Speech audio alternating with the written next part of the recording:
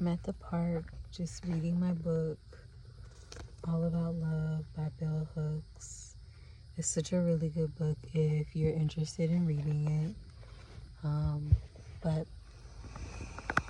since I've been on this topic of love in all the ways, she talks about in this chapter that I'm on about how so many of us genuinely want to know romantic love, even those that are cynical about it. And but in order to know what love is, we ourselves have to be love. And I say this in quite a few of my videos of how it's a constant dying to yourself, right? Of just learning to uncover and understand yourself at so many depths. And I talk a lot about how with myself and any of the clients that I have had, a lot of it stems back from things that we remember. It's like we already know who we are, what we desire, what we want, but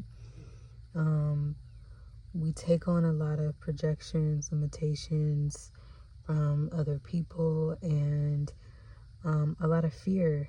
And we also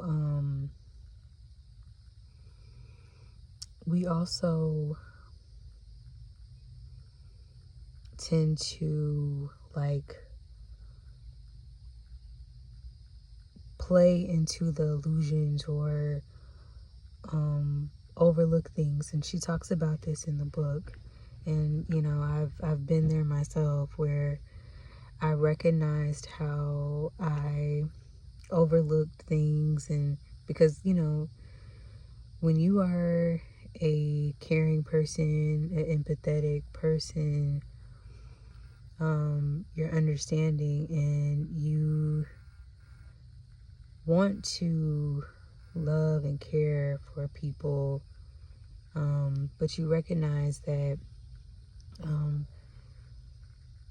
in the past I would overlook a lot of things, you know, just because I cared. And so a part of that, of learning to love and to be loved, is to recognize how to love in a healthy way, regardless of what that looks like for you. And so, you know, and love is more than just passion and a feeling. It's a commitment, it's devotion, it's, you know, and she talks about it in this book as well, and uses other references. And, you know, you don't have to agree, but just from my own experiences, I resonate with this book of knowing that the women that I have been with in the past, I have overlooked a lot of things. And, you know, I'm sure they have their things as well, but I know that I chose to deliberately grow and heal, and because I know what type of love that I actually want. To love yourself is the greatest gift, and then like you receive that love back because you have learned to just love yourself so much, and you understand what it is that you want, what you need, what that looks like, and you're also willing to be able to actually give that and be open to it, and and nurture that with your reflection in whatever way that looks like for you. And yeah, so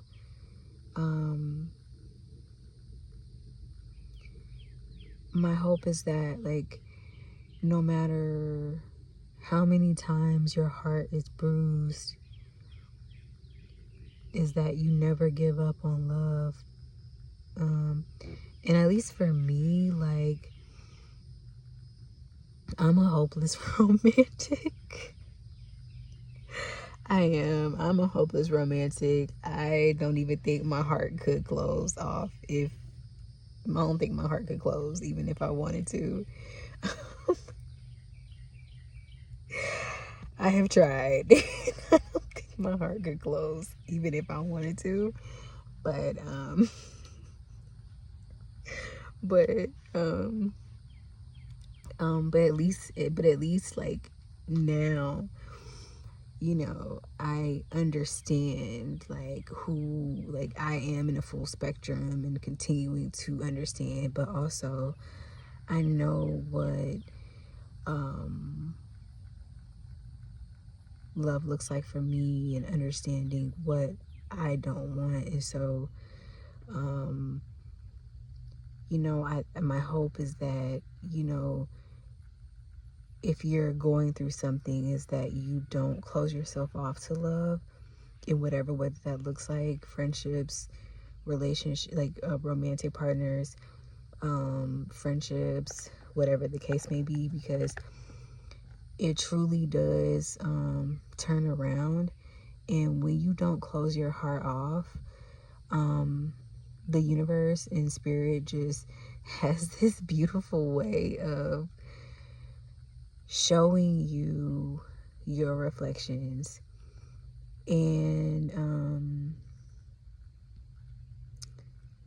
yeah, and so and even if you and just know that it's like the universe meets you where you are.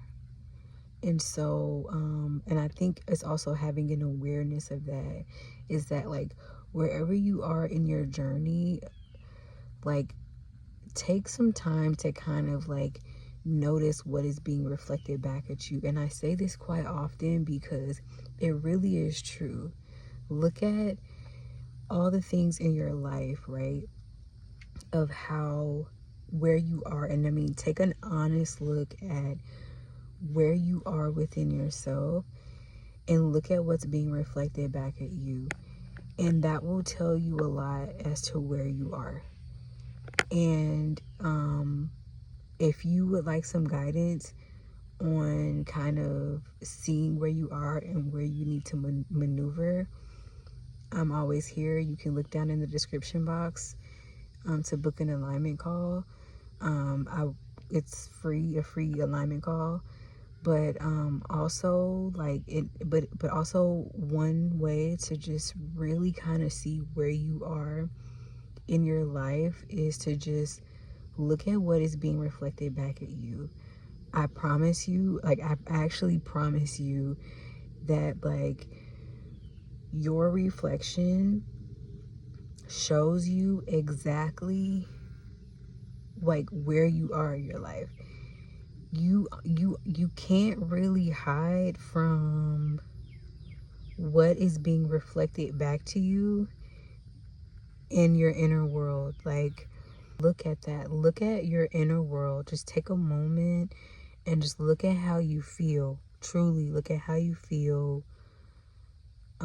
What is going on within your inner world, and look at the reflections that you see in your outer world. Okay? And nothing is perfect, right? But like look at what you are majority receiving back from your outer world. That's going to tell you a lot about where you are. And just write it down. And then if you feel led, start looking at where you want to go, like what you actually want to see. You can look at your career, you can look at relationships and friendships wise. And I will say this is that when you begin to really put the intention behind your life and you begin moving in that direction, things are going to fall away. I want to make that disclaimer. Things will fall away. They will fall away. But the things that come in, the people that come in, the changes that happen are going to be the reflections of the intentions and that you put out into this world that are better and more aligned for you. And I can actually guarantee you that when you put the work in. But this is totally like, it's up to you. You don't have to do this. This is not, but I can only speak for myself and for the clients that I have. Is that, and just, I mean, I'm amazed every single day to see what I have experienced to what has happened in my life now. Is beautiful. And yeah, and so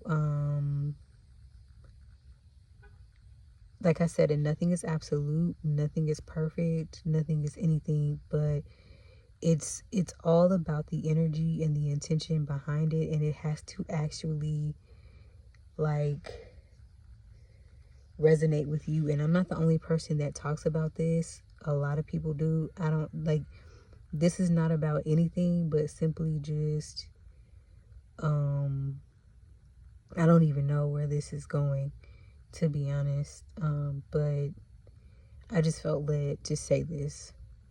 So, and also too, I just want to add that like when you are like understanding where you are now, I say this all the time too, is that before you create any type of intentions, right, to move forward or bring in anything new, you have to look at where you were before. And so where does this stuff stem from? So a huge portion of what that looks like is understanding what has happened, looking at your past. You have to be willing to look at the roots and look at how those roots that you currently have need to be just changed and reformed so that they're stronger, and that like you can like grow, and that you can just have better systems and foundational systems within yourself, so that way when you begin creating these intentions for what you want to bring in, they're actually sustainable and they're actually in line with what it is that you already know what you want, but you can actually sustain them because you've done the work to look at what it is or what it was that was holding you back.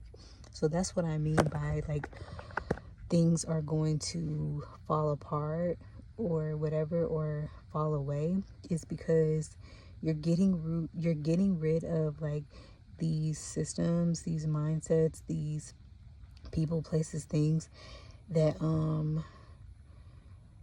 you probably needed to do away with for a long time, that were kind of hindering your growth and keeping you out of alignment for a while. And like I said, I'm not the only person that talks about this.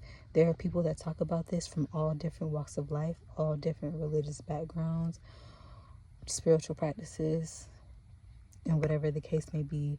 And so feel free to look it up on your own. But like I said, if you are interested, I am here. I do have 30-minute alignment calls that are free. But when you begin to really like apply these things to your life in a really sustainable and internal way, the reflection that you see back is completely different. And I can say that for a fact. So, yeah, but namaste.